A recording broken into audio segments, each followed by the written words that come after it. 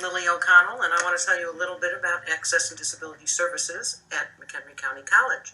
There are three full-time people in the office, me, the director, Lily O'Connell, as well as our accommodation coordinator, Lauren Campaniot, and our department assistant, Gail Barkley. So what do? We're the ones who are supposed to provide legally mandated accommodations to students with disabilities.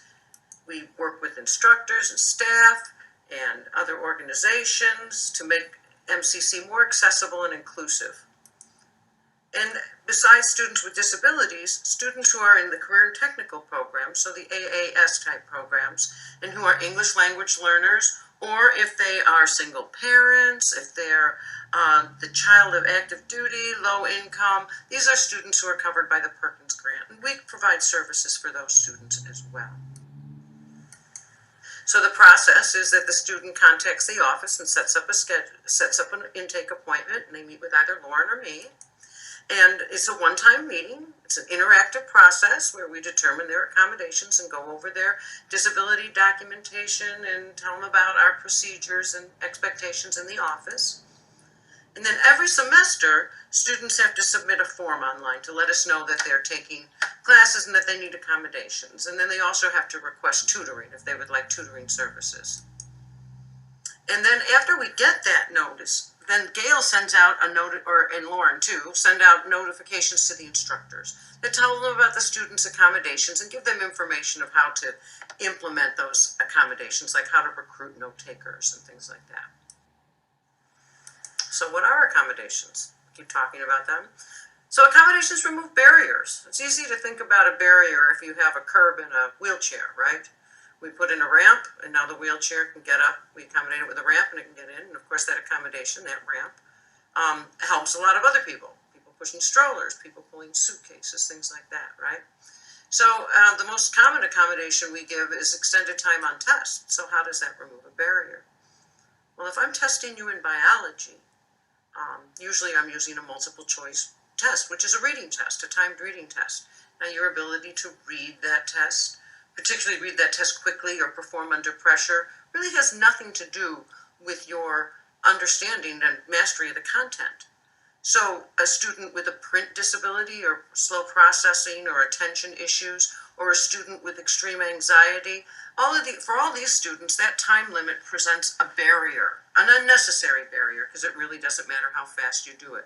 And so in order to remove that barrier, we give the student extra time on the test. So these other accommodations are meant to address other barriers that may exist for a student. So note-taking for a student who can't write or has trouble paying attention or hearing. Alternative textbook format would be Braille or audio or electronic. Test readers, people to read the test out loud to them. Of course, we have sign language interpreting, and Mary Bello, I'm sure many of you know her, as our lead sign language interpreter. And we have all types of technology, and there are many, many other types of accommodations that we do. It's a very individualized process. So beyond what we have to do by the amended Americans with Disabilities Act, we provide services. So among those services, we provide advocacy. So we work with teachers and offices to make sure that our students, can overcome barriers and have access and equal participation. We provide tutoring in our department, quite a bit of tutoring. One-on-one tutoring and content area tutors in content areas like math and English and things like that. And the students meet with them regularly, one-on-one, usually once a week, with each of their tutors. And then we provide a special kind of tutoring called executive functioning tutoring. As many students come to college, and college requires them to be much more independent in their learning and in their behaviors and stuff. And so executive functioning helps the students learn those skills, prioritizing time management, and they also help monitor the students' progress and keep them on track in their classes. And then there's also the Autism Awareness Club, which is a student organization of mainly students with autism spectrum disorder, and they meet Fridays at 10 o'clock, and that has just been a wonderful, wonderful opportunity for the students. So how do we reach our students? we send letters to, a student, when they fill out their application, there's an optional question where they can ask for information, and then we follow up with them. I present at high schools and also to high school groups that are visiting our campus.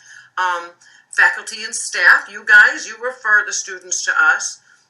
We reach out and send information regularly to the high school, to special ed departments. There's a statement on every syllabus that we're here. And regular public notices contain statements about us. And we also get a lot of referrals from local service providers, private psychiatric, psychological practices, special schools and agencies, as well as governmental agencies like the Department of Rehabilitation Services and the Veterans Administration. And then there's MCC night. We're always a presence there.